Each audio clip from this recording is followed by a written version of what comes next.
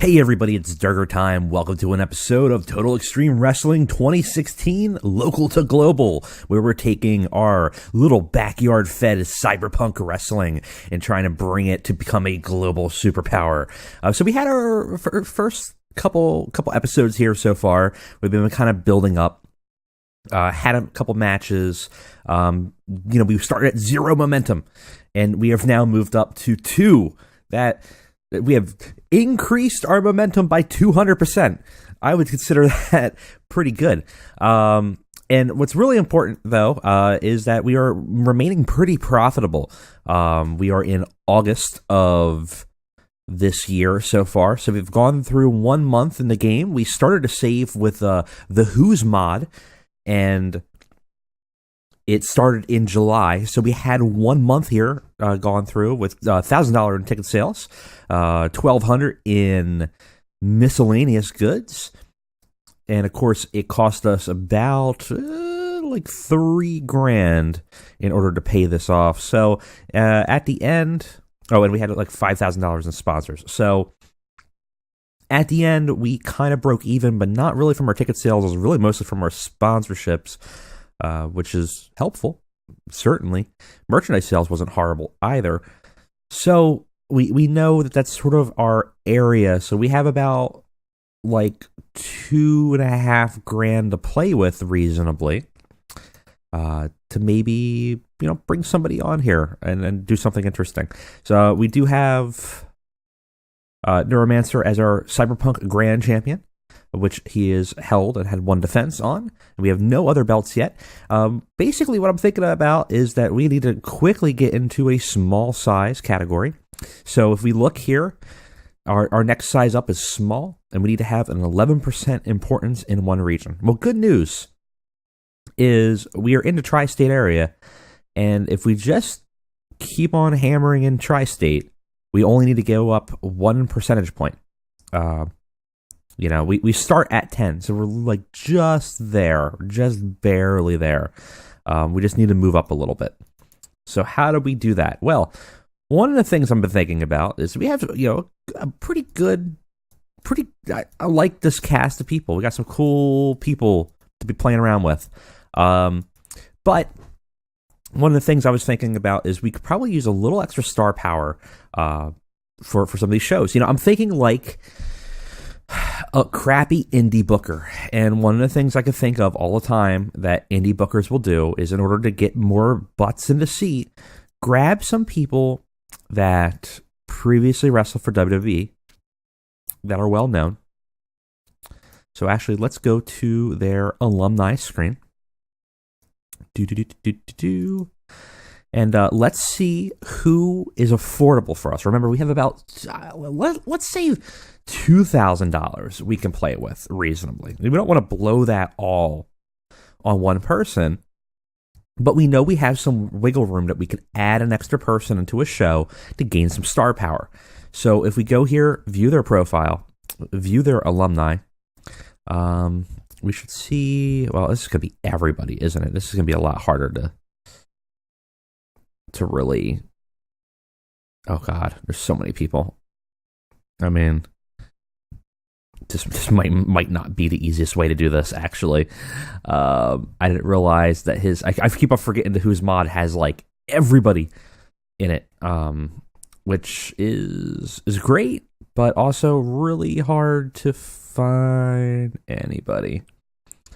We need somebody like a Gangrel would be good, right? Like a Gangrel probably actually isn't that as popular as I would think. How much you cost for a show? $800. So I mean that wouldn't be horrible. And we would do something like that. Grab somebody that's a former WWE wrestler that's not too expensive to try to boost the popularity of a little bit. I don't mind that. Let's do Gangrel for a show. So what we're going to do is we're going to do a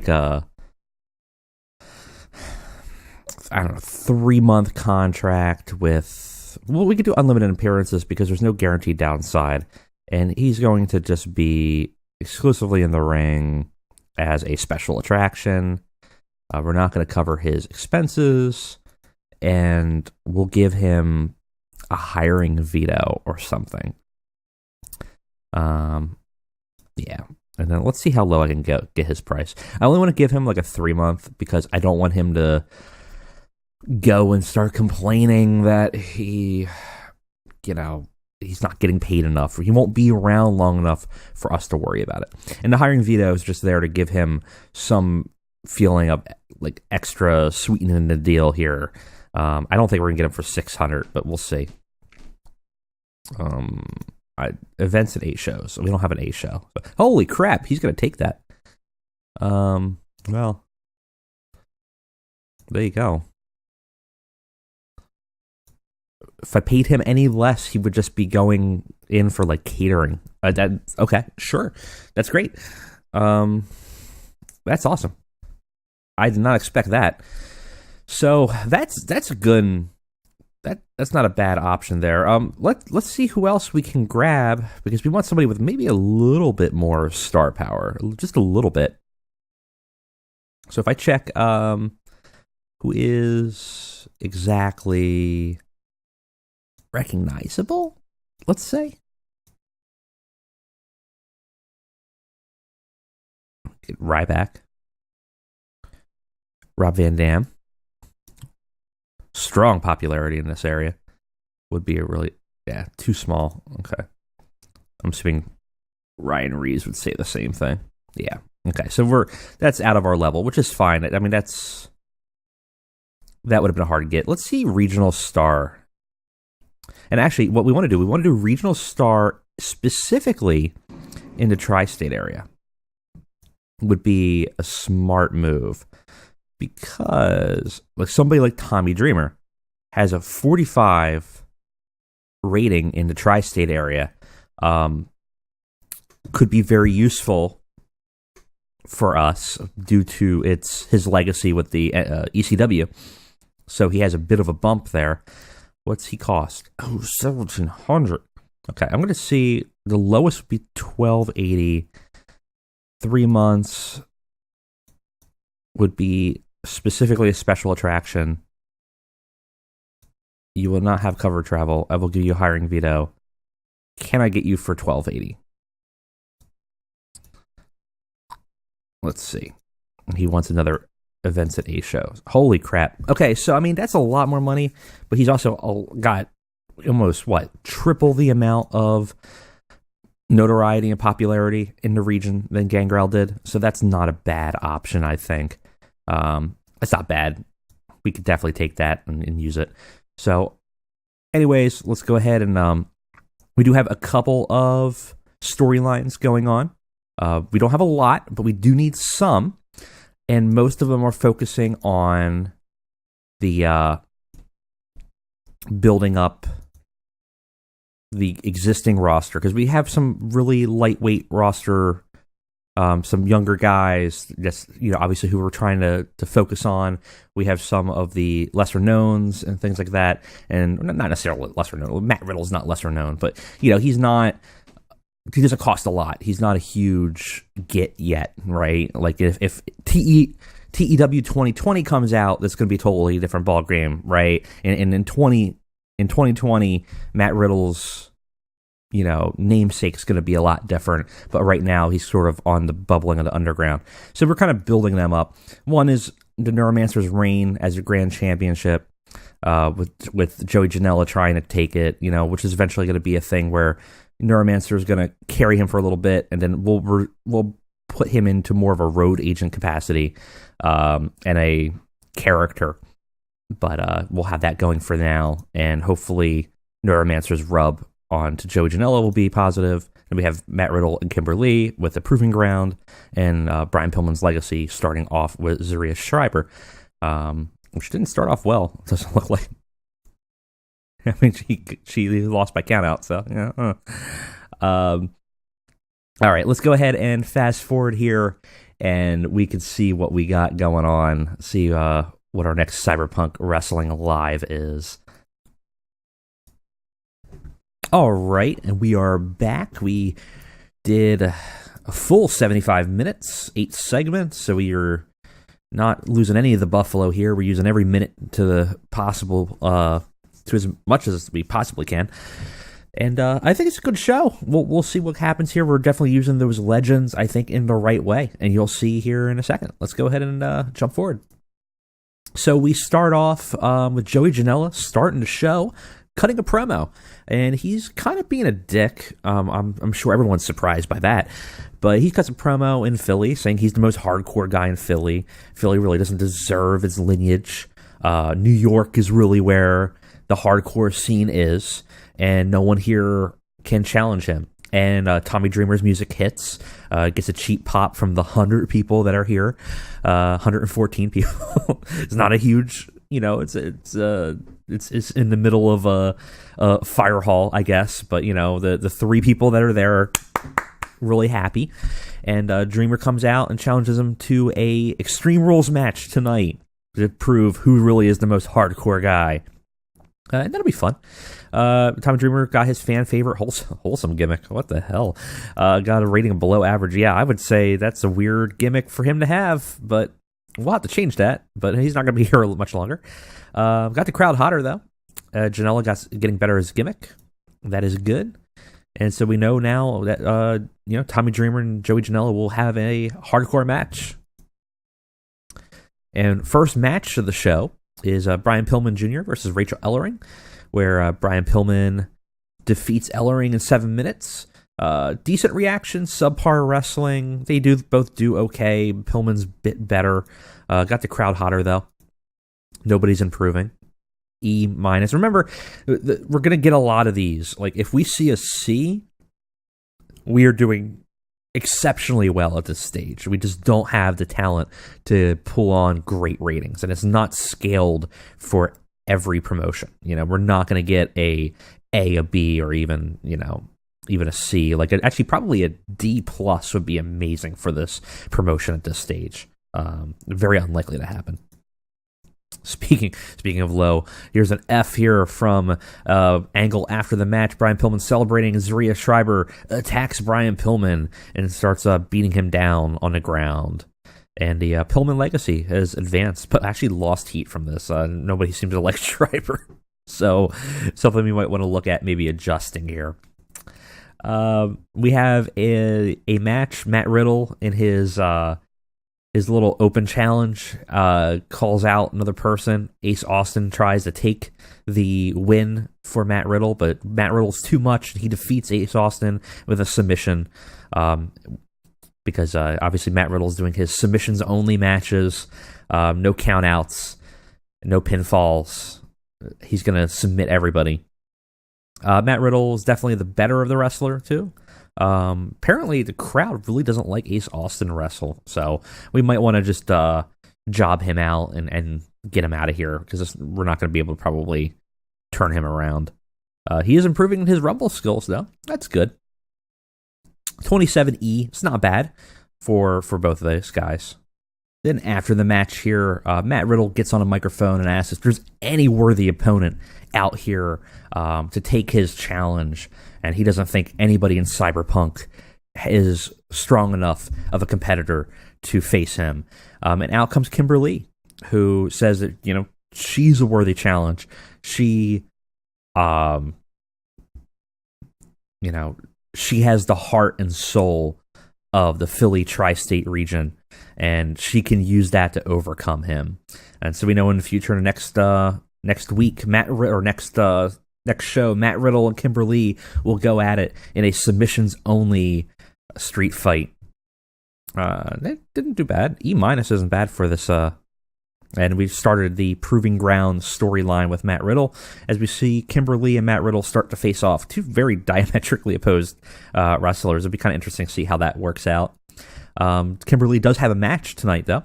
Afterwards, after Matt Riddle leaves the ring, Kimberly's match starts against Dave McCall, in which she defeats him pretty quickly in 7 minutes with a Yoshi Tonic. Poorly paced. It was a work the crowd match, and I guess they were actually a lot hotter than I thought they were going to be, which is good because it'll lead into the next two matches. E24 is not bad. That's actually pretty good for these two. And then, of course, we go into a title match for Neuromancer, fighting the legend Gangrel.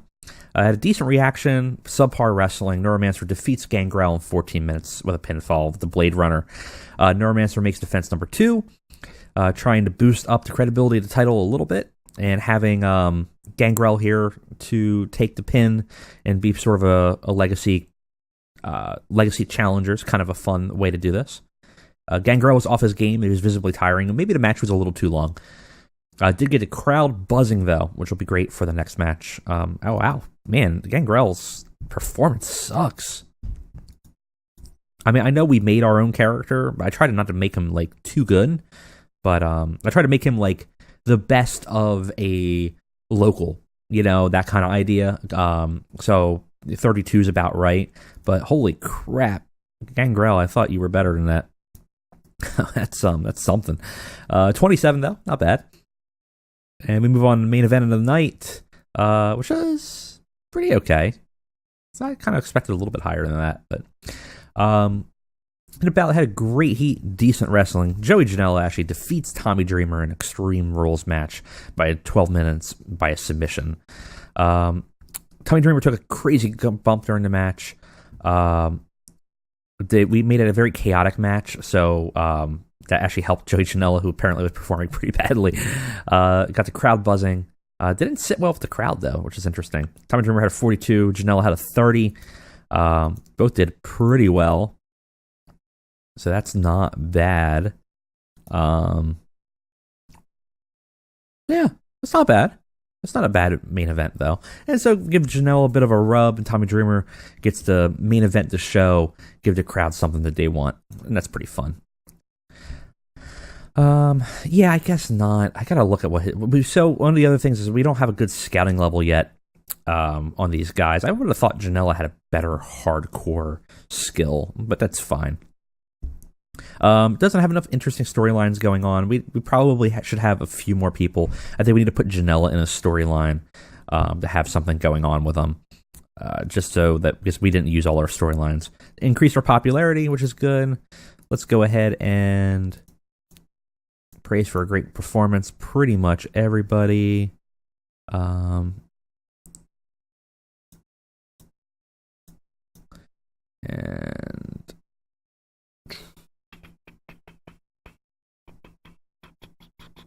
Matt Riddle. Everyone's happy. Big happy family in Cyberpunk Pro Wrestling. Nothing bad's happening. Everyone gets along. That's the wrestling backstage, locker room scene that I want. That's what they're going to give us. If anyone doesn't, I'm going to fire the crap out of them. No Enzo Amores on this show. If you've watched my last NWA show, you know that he screwed us over. He left after I gave him a belt. It was a real asshole move, but no assholes on this show. Well, I mean, we have Joey Janela, so I guess maybe we do, but whatever. Anything going on in the world? Cole Cabana's touring with New Japan and signed up Jay Briscoe, but not his brother. Okay. Yeah. Drew 109 fans. It was better than you'd expect from a company that tiny. I'll take that as a compliment, I guess. It got an E. I mean, everyone else is probably going to be doing better than us, but I'll take that as a compliment. I'll take better than expected. That's, not a glowing endorsement, but we'll go for it. We got a little bit of prestige from that, and we didn't really lose that much money. We only 3,000. I mean, it cost us some, but we're going to gain back some by the end of the show. So we can have we probably put one too many legends on there, but still not bad. And did we move up yet? Where do I want to look here? I want to look at our progress. Guess what? We're moving up. We're at 11 here. 11 for September, which means we should be That's popularity and not importance. So we're getting there. We need importance at 11. Popularity's at 10. I don't think we have any spillover. So we're still kind of there. We're still kind of within that region, but our popularity is growing, and I think with popularity growing, importance will as well. So not bad. We're moving up the chain. Our rank is only 39th place in the United States. You know, we're starting from humble beginnings. So what are you going to do? Let's check our creative meeting real quick to see if there's anything going on. Franchise players, next big thing, nobody. No hot prospects. East Austin, which is a shame because our crowd doesn't seem to like them. Any hidden gems in the world that we need to worry about? Apparently not. All right. Well, that is it for today. Thank you for joining me for another episode of Cyberpunk Pro Wrestling. Let's try to get our next show up. Let's see if we can actually get to a small size. That'd be great. I think so far, doing pretty good. Thanks for watching, guys.